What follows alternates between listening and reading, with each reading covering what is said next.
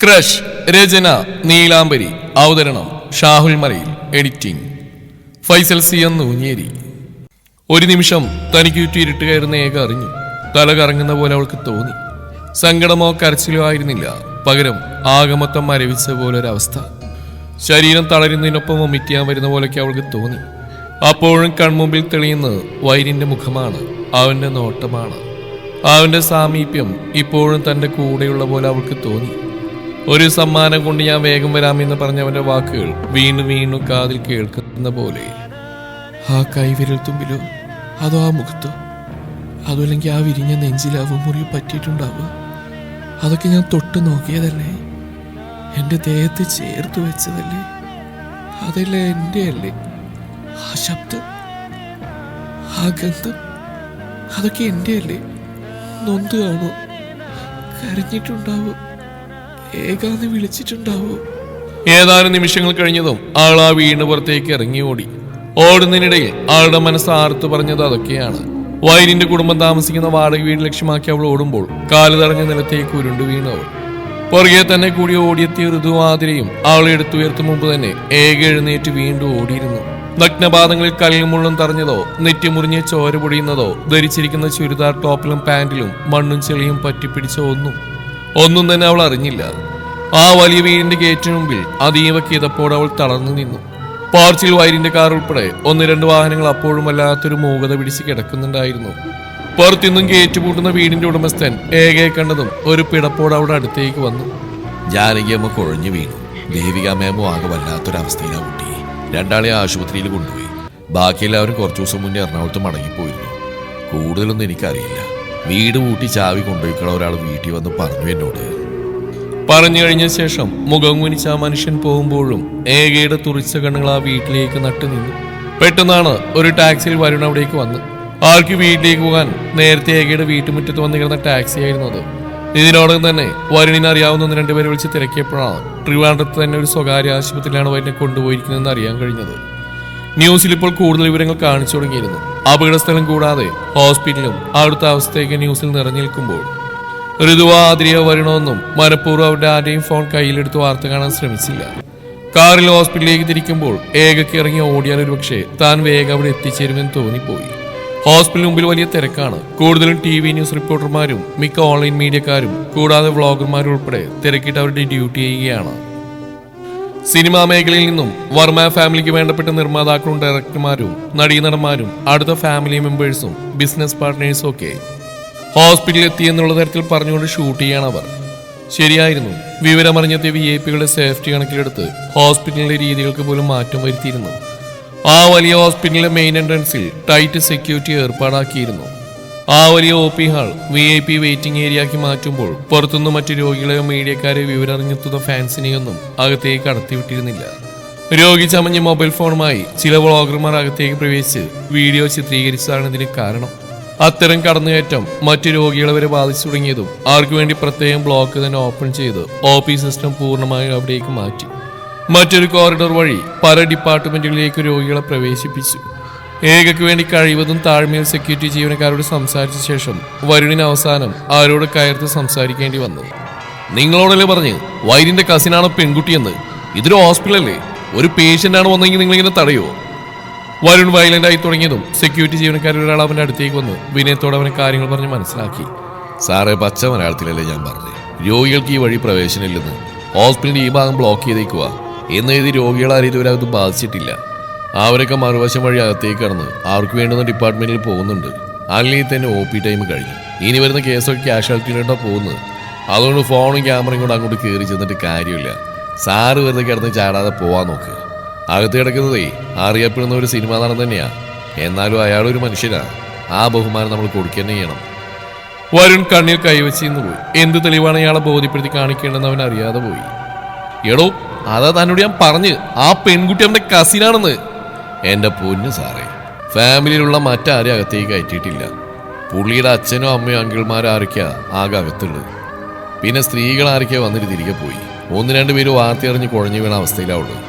അവരൊക്കെ മറ്റെവിടെയാണ്. പിന്നെ ഈ ആളിരിക്കുന്നൊക്കെ VIP-കളാണ്, നമുക്കൊക്കെ അറിയാവുന്നവര്. നിങ്ങളൊട്ട് എനിക്ക് അറിയത്തുമില്ല.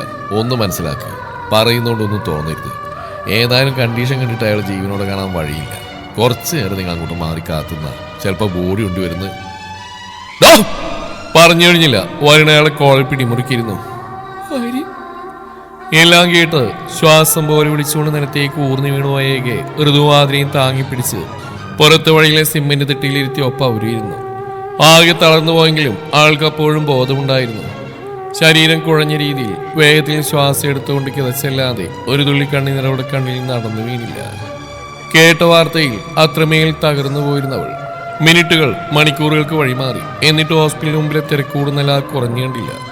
സന്ധ്യയോടടുത്തതും അകലെയായിക്കൊണ്ട് നിർത്തിയ ഒരു ഓടി കാറിൽ നിന്നും അഞ്ജലിയും രാധികയും വർഷയും പ്രിയയും അവരുടെ അമ്മമാരൊക്കെ ഇറങ്ങുന്നവർ കണ്ടു. ആ നേരം തന്നെ ഹോസ്പിറ്റൽ ഹാളിനുള്ളിൽ നിന്നും വൈരിന്റെ മാനേജർ ജയറാം പുറത്തേക്ക് വരികയും അവരെയും കൂട്ടി അകത്തേക്ക് പോവുകയും ചെയ്തു. നിലത്തായി തളർന്നിരിക്കുന്ന ഏകയെ അവരെല്ലാവരും കണ്ടിരുന്നു. പുച്ഛത്തോടെ നോക്കിയതല്ലാതെ ഒന്നും മിണ്ടുക കൂടി ചെയ്തില്ല ആരും. അഞ്ജലിക്ക് പുറകെ ഒരു കൂട്ടം ആൾക്കാർ ക്യാമറയും ഉയർത്തി ഓടുന്നുണ്ടായിരുന്നു. സെക്യൂരിറ്റി അവരെ തടഞ്ഞു നിർത്തി അഞ്ജലിയെയും കൂട്ടി അകത്തേക്ക് കടത്തിവിട്ടു. രാത്രിയായതും മഴ ചാറി തുടങ്ങിയിരുന്നു. ചാറ്റിൽ മഴ നനഞ്ഞ ജീവശവമായി ഇരുട്ടിലേക്ക് ഉറ്റുനോക്കിയിരിക്കുന്ന ഏകയെ മഴ നനയാത്ത ഭാഗത്തേക്ക് കൊണ്ടുപോകാൻ ഋതുവാതിരയും ശ്രമിച്ചുവെങ്കിലും ആൾ വരാൻ കൂട്ടാക്കാതെ അവിടെ തന്നെ ഇരുന്ന് കളഞ്ഞു. ആ വലിയ എൻട്രൻസിലൂടെ തന്റെ പ്രാണൻ ഏക എന്ന് വിളിച്ചിപ്പോൾ ഇറങ്ങി വരുമെന്നവൾ അപ്പോഴും പ്രതീക്ഷിക്കുന്നുണ്ടായിരുന്നു. ആളുടെ ആ ഇരുത്തം കാണെ സെക്യൂരിറ്റി ജീവനക്കാരിൽ ഒരാൾക്ക് ആളോട് അലിവ് തോന്നി. അയാൾ അവൾക്കടുത്തേക്ക് വന്നു. മോളെ, നീയോ നടനും തമ്മിലുള്ള ബന്ധം എനിക്കറിയില്ല. കുറച്ചു മുമ്പ് അകത്തേക്ക് പോയവരുൾപ്പെടെ അയാളുടെ ഫുൾ ഫാമിലി ഇപ്പോൾ ഈ ഹോസ്പിറ്റലിനുള്ളിലുണ്ട്. എന്നിട്ട് പോലും നിന്നെ അകത്തേക്ക് ആരും ക്ഷണിക്കുന്നത് ഞങ്ങൾ കണ്ടില്ല. ആ സ്ഥിതിക്ക് ഞങ്ങൾക്ക് എങ്ങനെ കുട്ടി അകത്തേക്ക് കൂട്ടിക്കൊണ്ടാൻ സാധിക്കും? ഒരു കാര്യം ചെയ്യാം, VIP ഇരിക്കുന്ന ഹാളിലേക്ക് നിങ്ങളെ ഞാൻ കൊണ്ടുപോകാം. ഫോണിൽ ഓരോന്നും ഷൂട്ട് ചെയ്തതിന്റെ ജോലി അടയിക്കരുത്. അല്ല, ഇക്കാലത്ത് ആരെയും വിശ്വസിക്കാൻ പാടില്ലേ, അതുകൊണ്ട് പറഞ്ഞാ. ഹോസ്പിറ്റലിന്റെ മെയിൻ എൻട്രൻസിൽ അവളോട് കയറിയിരിക്കാൻ അയാൾ പറഞ്ഞു. വലിയ ആശ്വാസത്തോടെ 3 പേരും ആളെയും കൊണ്ട് അകത്തേക്ക് കയറി. VIP അവിടെയുള്ള കസേരകളിൽ ഇരിക്കുകയാണ്. ഹോസ്പിറ്റലിലെ OP കൗണ്ടറുകൾ ഉൾപ്പെടെ ക്ലോസ് ചെയ്ത് മറ്റൊരു ഭാഗത്തേക്ക് ആക്കിയിരുന്നു. അകത്തേക്ക് ആരെയും കടത്തിവിടാത്തതിന്റെ സത്യാവസ്ഥ അവർക്ക് ഇപ്പോഴാണ് മനസ്സിലായത്. ഇവളൊക്കെ എന്തിനാണോ തീകേറ്റിയത്? പെട്ടെന്ന് അവിടേക്ക് വന്ന ജയറാം പള്ളി അടിച്ചു പിടിച്ച് വളരെ പതിയും മുരണ്ടു. ഏകയെ കണ്ടതും പെൺപടകൾ 4 ആൾക്കടുത്തേക്ക് വന്നിരുന്നു. അത് സാറേ, ഈ കുട്ടി വൈദ്യം സാറിന്റെ കസിനാണെന്ന് പറഞ്ഞപ്പോ ഞാൻ കരുതി അകത്തേക്ക് ഇരുത്താന്ന്. സെക്യൂരിറ്റി ഒരു പരിങ്ങളോടെ പറയുമ്പോൾ വർഷയ്ക്ക് മറ്റു 3 പേരും ഏകയെ കൊല്ലാനുള്ള ദേഷ്യമുണ്ടായി. കാസിനാണെന്ന് പറഞ്ഞ ഏത് കുപ്പത്തൊട്ടി കയറി വന്നാലും നീ അകത്തേറ്റോ? നിന്റെ കണ്ണിൽ കുരുവാണോ? ഇവളുടെ കോല കണ്ടിട്ട് നിങ്ങൾക്ക് മനസ്സിലായില്ലേ ഇവള് തെരുവി കിടക്കുന്ന ഏതോ 3-ാം കിടയാണെന്ന്? അപ്പനോളം പ്രായമുള്ള ആ മനുഷ്യൻ നേരെ അധികം മുരളുമ്പോൾ വരുണ അവൾക്ക് നേരെ കൈ ചൂണ്ടി. നീ പറഞ്ഞാലും വൈദ്യനറിഞ്ഞാലുണ്ടല്ലോ വച്ചേക്കില്ല നിന്നെ. ആണോ? അവനിപ്പതേ ഇവിടുന്ന് എന്നെ ഇവിടെയൊക്കെ കാണുന്നുണ്ടാവും പ്രേതായിട്ട്, മനസ്സിലായില്ലേ? അടിച്ചു പുറത്താക്കേണ്ട വെച്ചേള്. രാധികയെ തോന്നിയാസം പറയത്. രാധിക പറഞ്ഞ് വർഷക്കൊട്ടും ദഹിക്കുന്നുണ്ടായിരുന്നില്ല. ഏകയെ ചൊടിപ്പിക്കാനാണെങ്കിലും അറം പറ്റുന്ന പോലത്തെ അവളുടെ സംസാരം മുഖഭാവമെല്ലാം ഒരു വേള പ്രിയയും മഞ്ജിലയും പോലും അതിശയിപ്പിച്ചിരുന്നു. രംഗം കൂടുതൽ വഷളാവുന്നതാണ്. സെക്യൂരിറ്റി ജീവനക്കാരാകെ ധർമ്മസങ്കടത്തിലായി. രാധികാമേടം പറഞ്ഞ മനസ്സിലായില്ലടോ, പിടിച്ച് പുറത്താക്കടോ ഈ ലോ ക്ലാസുകളെ. ജയറാം ആക്രോശിച്ചതും വേറെ നിവൃത്തിയില്ലാതെ വരുണിനോട് പുറത്തേക്ക് വന്ന് അയാൾ അപേക്ഷിച്ചു. തളർന്നു തൂങ്ങിയ ഏകയെ പിടിച്ചവർ വീണ്ടും പുറത്തേക്ക് നടക്കുമ്പോൾ ഏകയുടെ കണ്ണുകൾ ആ വലിയ ഹാളിന്റെ ചുമരിൽ ഫിക്സ് ചെയ്ത TV കാണിക്കുന്ന ലൈവ് ന്യൂസിലായിരുന്നു. ന്യൂസിൽ ആക്സിഡന്റ് സ്പോട്ട് കാണിക്കുമ്പോൾ സ്ക്രീനിന്റെ ഒരറ്റത്തായി തെളിഞ്ഞ വൈരിന്റെ ഫോട്ടോയിൽ ഏകയുടെ മിഴികൾ തറഞ്ഞു നിന്നു. എത്ര കണ്ട് സ്ട്രോങ് ആണെന്ന് പറഞ്ഞാലും നമ്മുടെ പ്രിയപ്പെട്ടവരുടെ വിയോഗമോ അപകടമോ മാത്രം മതിയാവും നമ്മെ വേരോടെ തളർത്തിക്കളയാൻ. വീണ്ടും ആ മഴയിലേക്ക് തന്നെ അവർ ഇറങ്ങി നിന്നു. ചാറ്റിൽ മാറി മഴ ശക്തി പ്രാപിക്കുമ്പോൾ ഏകയുടെ മനസ്സിലൂടെ മാസ്റ്റർ വിഷ്ണു മുതൽ തന്റെ പ്രാണനായി മാറി തന്റെ പ്രിയപ്പെട്ടവന്റെ ഓർമ്മകൾ ഓരോന്നായി ഓടി ഓടി വന്നു. ആദ്യമായി നേരിൽ കണ്ടതും ഫ്ലാറ്റിൽ വെച്ചുണ്ടായ വഴക്കും തള്ളിപിടുത്തവും, കാറിൽ നിന്ന് ഇറക്കി വിട്ടതും, ഓടിക്കതച്ച് തന്നെ തേടി അലഞ്ഞതും, ഇതുപോലൊരു മഴയിൽ തന്നെ വാരിയെടുത്ത് മഴയിലൂടെ നടന്ന് കാറിലേക്ക് കയറിയതും, വീട്ടിൽ തേടി വന്ന് പ്രണയം പറഞ്ഞതും, നീ എന്റെ ക്രഷായിരുന്നു എന്ന് താൻ തുറന്ന് സമ്മതിച്ചതും, പിന്നീടുള്ള പ്രണയ നിമിഷങ്ങളും, അവസാനം തന്റെ കുഞ്ഞുമുറിയിലെ ആ ചെറിയ കട്ടിലിൽ അവന്റെ ചൂടിൽ അലിഞ്ഞു ചേർന്നതുമെല്ലാം ഈ മഴയിലൂടെ ഇങ്ങനെ നിൽക്കുമ്പോൾ പുറകിലൂടെ തന്നെ അവൻ പുണരുന്ന പോലെ അവൾക്ക് തോന്നി. ഞാനിവിടെ ഉണ്ടായിക, നിന്റെ ഒപ്പം തന്നെ. നിന്ന് വിട്ടുപോകാൻ ഈ വൈരിനെളുപ്പം സാധിക്കുമോ? ഇത്തവണ അവൾ അലറിക്കരഞ്ഞു.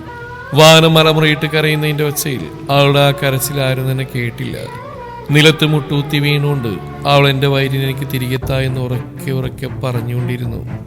അമ്മ നോക്ക്, അവിടെ മുറിയിൽ നിട്ടിയതാ, മറ്റം വാങ്ങിക്കൊടുത്താവും. വില കൂടിയ വലിയ ഫോണ്. ഇനി എന്തൊക്കെ വാങ്ങിക്കൊടുത്തിട്ടുണ്ടെന്ന് ആർക്കറിയാം. ഏകയുടെ മുറിയിൽ കിട്ടിയാളുടെ ഫോൺ കയ്യിലെടുത്ത് ഉയർത്തി കാട്ടുകയാണ് വിദ്യ. ഒപ്പം രാധാമണിയെയും കാണിക്കുന്നുണ്ട്. ഐഷ ഓടി വന്ന് വിദ്യയുടെ കയ്യിൽ നിന്ന് ഫോൺ പിടിച്ചു വാങ്ങി ആർത്തിയോട് തിരിച്ചു മറിച്ചും നോക്കി. കൊച്ചേച്ചിയുടെ കയ്യിലിരിക്കുന്ന ഞാൻ നേരത്തെ കണ്ടതാ. ചോദിച്ചാൽ ദേഷ്യപ്പെടും, അതാ ചോദിക്കാണ്ടിരുന്നേ. കൊള്ളാം അല്ലയോ ലേച്ചി? ഐഷുവിന് അത് സ്വന്തമായി കിട്ടിയിരുന്നെങ്കിലും തോന്നിപ്പോയി.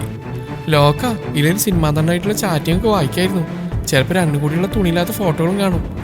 അന്നാ വീട്ടിൽ പോയപ്പോൾ എന്തോ ഫോട്ടോയുടെ പേരും പറഞ്ഞിരുന്നില്ലേ അവളെ അങ്ങനെ തല്ലിയത്. പറഞ്ഞുകൊണ്ട് ഐഷുവിന്റെ കയ്യിൽ നിന്ന് ഫോൺ പിടിച്ചുമായി നിലത്തേക്ക് വലിച്ചെറിഞ്ഞ് വിദ്യ. കലിയടങ്ങാതെ വീണ്ടും വീണ്ടും എറിഞ്ഞുകൊണ്ടിരുന്നവൾ. എത്ര എറിഞ്ഞിട്ടും പ്രൊട്ടക്ഷൻ ഗ്ലാസ് പൊട്ടിയതല്ലാതെ ഫോണിനൊന്നും സംഭവിക്കുന്നില്ലെന്ന് കാണെ അടുക്കളയിൽ നിന്ന് വലിയ ബക്കറ്റിൽ നിറഞ്ഞ വെള്ളത്തിൽ ഫോൺ മുക്കി വെച്ച് വിദ്യ. ഇതൊക്കെ കണ്ടിട്ടും രാധാമണിക്ക് വല്ലാത്തൊരു ചിരിയാണ്. എങ്കിലും അവരുടെ നോട്ടം കൂർത്ത് രാവിലെ തന്നെ ആരോടും ഒരു അക്ഷരം പോലും മിണ്ടാതെ സ്കൂൾ വേഷത്തിൽ നിന്ന് ബാഗും തൂക്കി പുറത്തേക്ക് ഇറങ്ങിയ വിവേകിന്റെ മേലായിരുന്നു. ഡാ നിക്കടാ ഇവിടെ. എനിക്കറിയാം രാവിലെ സ്കൂളിൽ പോണ പേരും പറഞ്ഞ് നീ ഇന്ന് എവിടെയോ ഇറങ്ങാൻ പോകുന്നേന്ന്. അങ്ങനെ ഇപ്പൊ നീ നിന്റെ ചേച്ചി കൂട്ടിരിക്കാൻ പോണ്ട. അത് കേട്ടാ ഇന്ന് നീ സ്കൂളിൽ പോണ്ട. അടുപ്പിൽ എരിഞ്ഞുകൊണ്ടിരിക്കുന്ന ഒരു കഷ്ടം വിറകും കൊണ്ടാണ് രാധാമണി വിവേകിന്റെ പുറകെ ഓടിയത്. പക്ഷേ ഈ വരവ് പ്രതീക്ഷിച്ചെന്ന പോലെ വിവേക് വേഗം ഓടി റോഡിലേക്ക് ഇറങ്ങിക്കഴിഞ്ഞിരുന്നു. രാധാമണി വീട്ടുമുറ്റത്തേക്ക് എറിഞ്ഞ ശേഷം കിതച്ചുകൊണ്ട് വാതിൽപ്പടിയിൽ വന്നിരുന്നു. ഇങ്ങ് വരട്ടെ, ആ കൂർത്തം കെട്ടോന്ന് ഞാൻ കാണിച്ചു കൊടുക്കുന്നുണ്ട്.